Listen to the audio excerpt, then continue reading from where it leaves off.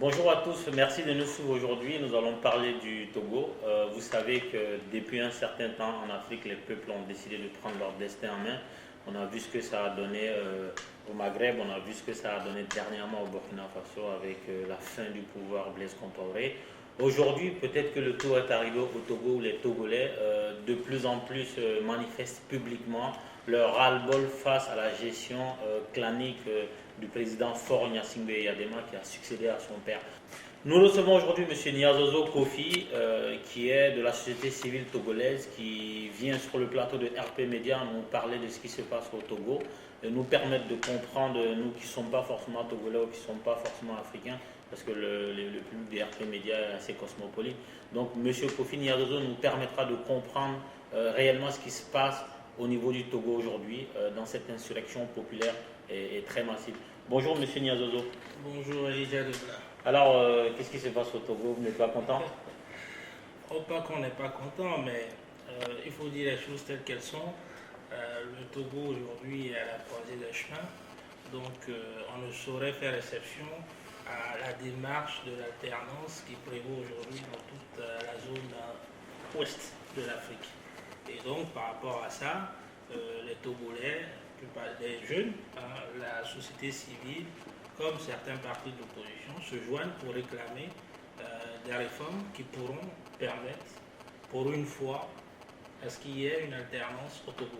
On va revenir un peu dans le vif, hein, c'est-à-dire que depuis combien de temps Faure Yadema est au pouvoir au Togo? Faure, ça fait 10 ans qu'il est là. Il est arrivé en 2005, suite au décès de son père, de manière très tumultueuse. Donc, M. Niazozo, nous savons les circonstances dans lesquelles Faure Gnassingbé est arrivé au pouvoir. C'était suite au décès de son père. Je crois qu'il est resté 3 décennies quand même au pouvoir, c'est ça? Oui, si on peut dire, plus de 3 décennies d'ailleurs, puisque son père a fait 38 ans, et donc le fils vient compléter avec 10 ans qui se termineront bientôt. Et donc voilà, on ne peut aujourd'hui valablement accepter que certains présidents au XXIe siècle aillent encore au-delà de 3 mandats. Donc il est demandé, comme il a été signé dans le cadre d'un accord qui avait été contracté au Burkina Faso justement par l'ex-président. Il ne faut pas oublier que la plupart des deals en Afrique de l'Ouest ont été signés au Burkina Faso comme par hasard.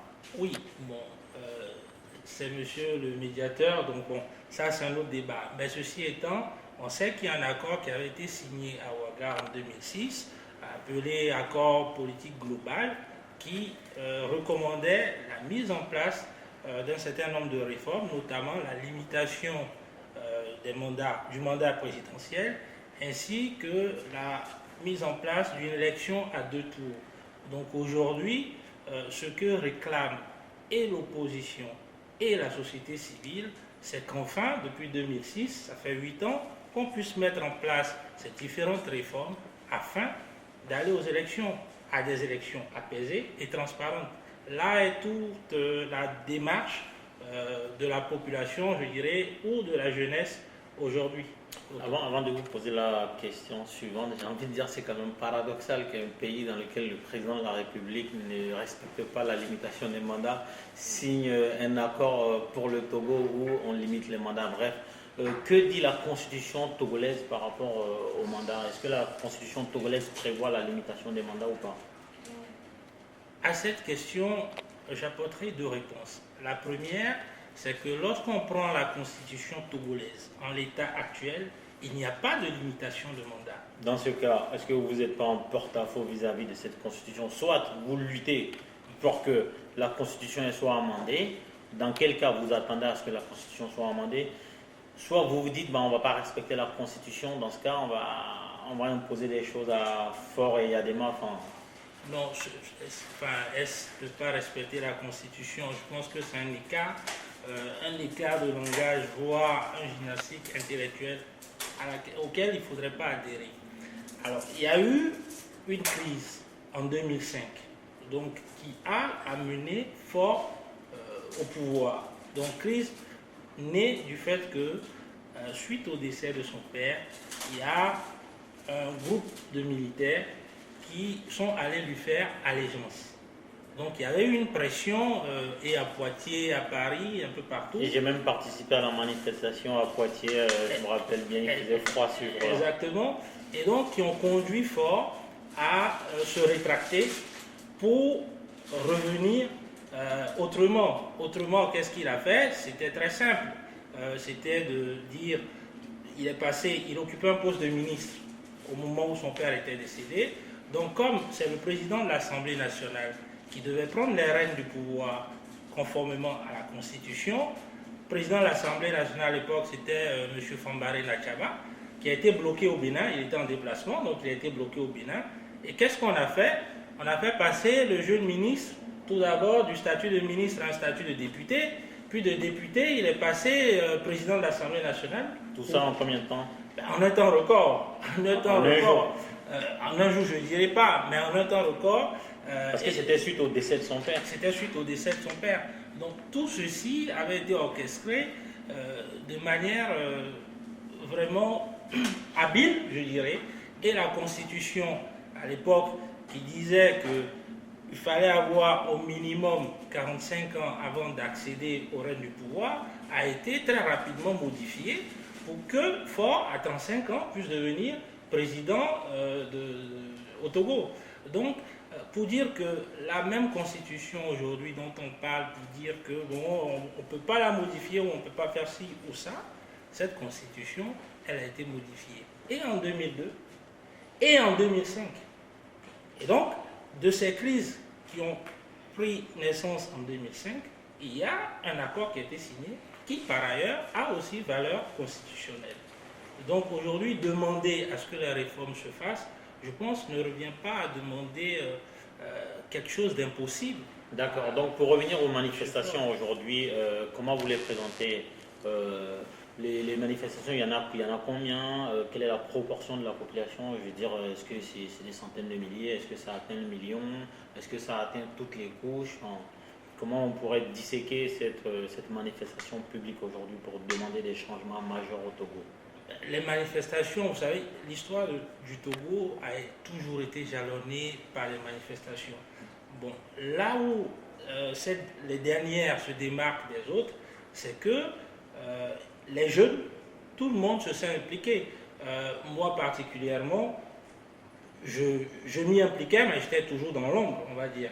Mais aujourd'hui, quand on va sur les réseaux sociaux, ce n'est pas que c'est devenu un concours de beauté patriotique, mais on observe que les jeunes commencent par afficher leur position. Aux États-Unis, en Belgique, peu importe, enfin partout, même au Togo, quand on les interviewe, ben, ils ont l'audace de dire qu'ils en ont marre. Ils en ont marre, non pas d'un parti, mais du fait que ce soit un clan qui dirige le pays durant quasiment 48 ans. Est-ce qu'il y a des leaders qui se détachent, surtout jeunes, des jeunes leaders qui se détachent aujourd'hui dans la société civile togolaise pour porter ce message-là d'opposition à ce qui se passe à la gestion clanique? Justement, j'en suis l'exemple oculaire, si je peux ainsi le dire. Donc au niveau de la diaspora, il y a des actions qui sont menées en vue justement de mutualiser nos énergies et pouvoir permettre à ce que le Togo enfin puisse, à travers des élections pour une fois transparentes, puisqu'il faut souligner qu'aucune élection au fond n'a jamais été gagnée par Faure, et en 2005 et en 2010. Preuve en est que des militaires ont emporté des urnes en 2005, chose que tout le monde a pu voir sur toutes les chaînes de par le monde entier. Donc voilà. Oui, mais vous ne répondez toujours pas à ma question au niveau national. Parce que là, on est à la diaspora. Ça compte, mais ceux qui sont sur le terrain, qui prennent des balles s'il y a balles, qui prennent la matraque s'il y a matraque, est-ce qu'il y a des leaders qui sont en train de se détacher, qui n'ont rien à voir avec la vieille classe? Parce qu'il faut dire, 38 ans de Gnassingbé Yadema plus 10 ans de Faure, ça fait 48 ans. Et quand on a 48 ans dans l'âge des gens, la plupart sont vieux. Est-ce qu'il y a des jeunes qui ont moins de 40 ans ou 40 ans maximum, qui sont des leaders de cette insurrection-là face à la gestion clanique des Yadema? Bon. Dire que des jeunes sont leaders d'une insurrection, pour moi, serait encore une fois un écart de langage. Parce qu'il n'y a pas d'insurrection. Et nous, on fait beaucoup d'écarts de langage. Voilà. Il n'y a pas d'insurrection au Togo. les jeunes se mobilisent. Et si leader il y a, oui, pour le moment, tous se rassemblent et au sein de la société civile et au sein de l'opposition, derrière je dirais, une bulle qu'on appelle le CAP 2015 qui a eu naissance il y a cela quelques mois au Togo. Donc dire que les leaders se rassemblent derrière, pour le moment, une personne pour exiger justement que la réforme puisse avoir lieu. Donc voilà. Donc la réforme, c'est vraiment de préciser dans la Constitution la limitation de mandat, c'est ça? Oui, les réformes se situent à 2 ou 3 niveaux. Le premier, c'est qu'il y a une limitation de mandat, alors du mandat présidentiel. Le second, c'est qu'il y a une élection à 2 tours. Alors, et le troisième, c'est qu'il puisse y avoir une réforme au sein des différentes commissions qui valideront ces élections-là en 2005, notamment au niveau de la Cour constitutionnelle et ensuite au niveau de la commission électorale indépendante, enfin la commission nationale indépendante, pour être plus exact. Donc voilà, et ces réformes doivent se faire absolument, puisque il ne faut pas oublier qu'il y a eu la communauté internationale, il y a eu les religieux, il y a eu une commission vérité, justice et réconciliation qui a été mise en place par M. Faure lui-même, et il y a eu tous les conseillers qui pourront y avoir ou tous les observateurs qui ont recommandé la mise en place de ces réformes au risque d'avoir des élections emportant encore des morts, comme ce fut le cas en 2005. Mais cette commission pour réconcilier, il fallait réconcilier qui avait... Je vous ai dit, enfin, d'entrée de jeu, j'avais souligné que M. Faure est arrivé de manière tumultueuse. Donc il y a eu, il faut le souligner, plus de 1500 morts à son arrivée en 2005. Voilà. Et donc à partir de cela, il y avait des gens qui étaient quasiment, dirons-nous, clivés. Voilà. Et donc, et son père qui a dirigé pendant près de 38 ans d'une main de fer le Togo, il y a eu des opprimés. Donc bon, il a eu peut-être cette lueur d'esprit de vouloir réconcilier les Togolais entre eux. C'est une bonne initiative, mais cette initiative serait encore plus louable si les recommandations étaient mises en œuvre. Voilà. Donc là est la question, et l'enjeu aujourd'hui, c'est d'arriver en sorte que la réforme puisse être mise en œuvre. Dernier thème avant de terminer ce débat-là. Aujourd'hui, si les gens en arrivent à demander des changements, c'est que ça ne va pas, je veux dire, malgré le mode d'arrivée de Faure. Si tout se passait bien, les gens auraient applaudi. Aujourd'hui, quel est l'état de l'éducation nationale, de la santé, l'état de la sécurité, l'état alimentaire, l'état du panier de la ménagère au Togo? On va prendre tout d'abord au niveau de l'éducation nationale. On va dire que les Togolais, par essence, aiment aller à l'école. Et donc, à partir de là, mais ceci dit, personne n'a véritablement les moyens aujourd'hui d'emmener ou d'inscrire son enfant dans une école privée, puisque lorsque vous allez au Togo, vous allez observer qu'il y a beaucoup d'écoles privées. Et dans les écoles publiques, tout le monde est laissé à lui-même, je dirais. Bon. Maintenant, au niveau de la santé, vous imaginez que quand on tombe malade, par exemple à Lomé, et qu'on va dans le seul hôpital, enfin, je dirais de la capitale, il faut acheter le coton pour qu'on puisse se soigner. C'est-à-dire que quand vous arrivez à l'hôpital, si vous ne payez pas, on ne vous soigne pas. C'est quand même, enfin, je veux dire, on est en 2014 quand même. Voyez-vous. Donc, il est essentiel que ces choses-là puissent être faites. Aujourd'hui, vous parliez tout à l'heure du panier de la ménagère. Et non, même vous allez même dans le village de M. Faure, il y en a qui n'arrivent pas à manger 3 fois par jour. C'est 1 fois par jour. Peut-être qu'ils n'ont pas faim, peut-être qu'ils sont en régime. C'est une façon de voir les choses. Mais ceci dit, les faits sont que les Togolais souffrent. Alors, nos parents hier avaient peur peut-être de dire ou de parler, mais aujourd'hui, je veux dire, qu'est-ce que cette jeunesse a à perdre? On a vu hier au sommet de la francophonie que c'était les femmes et les jeunes qui étaient le sujet pour lequel les gens ou les présidents sont allés discourir. Les présidents tous vieux, peut-être à part fort. Oui, mais à part fort, justement, venons-en. Hier, on a vu des présidents qui ont fait des allocutions. Monsieur Alassane Ouattara, en l'occurrence, y est allé à parler des dispositifs, des moyens que la Côte d'Ivoire a mis en place en faveur des femmes, en faveur de l'égalité entre les hommes et les femmes et des moyens déployés pour les jeunes. Est-ce que vous avez vu le monsieur Faure à la tribune pour dire un seul moyen qu'il a mis en œuvre pour les jeunes ou pour les femmes? Donc, grosso modo, au Togo, la gestion fort est catastrophique, si je m'en tiens à ce que vous dites. On ne peut pas dire que c'est catastrophique. Il y a eu... Donc c'est bon. Non, non plus. Faut pas non plus... Il y a eu des choses de fait. D'accord? J'ai cru lire sur certaines pancartes, merci Papa Fort pour les infrastructures. Or, enfin, bon, si infrastructure on dit qu'il y a au Togo, oui, mais en temps, il faut manger. Hein, au-delà des infrastructures, il faut manger. Dans un budget de l'État, il faut voir la part qui est consacrée à l'armement et la part qui est consacrée à l'éducation.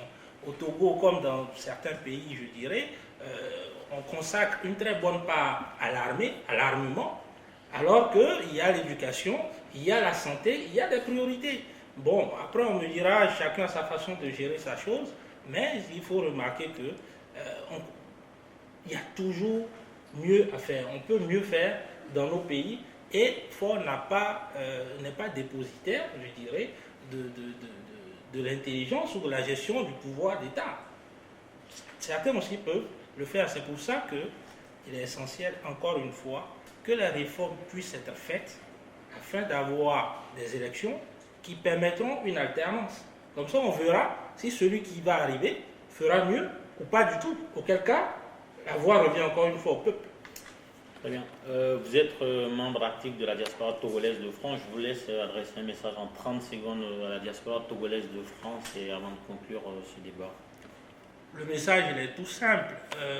Chaque citoyen togolais ou, je dirais, issu d'un pays limitrophe au Togo se doit aujourd'hui de saisir la cause qui est devenue non pas une cause dite de l'opposition, mais il revient à chaque citoyen togolais de se lever où qu'il soit afin qu'on puisse ensemble fédérer nos énergies et qu'on puisse permettre enfin à ce pays de connaître l'alternance. Seul, personne n'y pourra. Donc il faut une mutualisation des énergies et je crois fermement que dans les jours à venir, nous serons amenés à aller dans les différentes villes afin de mener une campagne de sensibilisation pour éclairer l'opinion de nos concitoyens sur ce qui se passe réellement chez nous au Togo.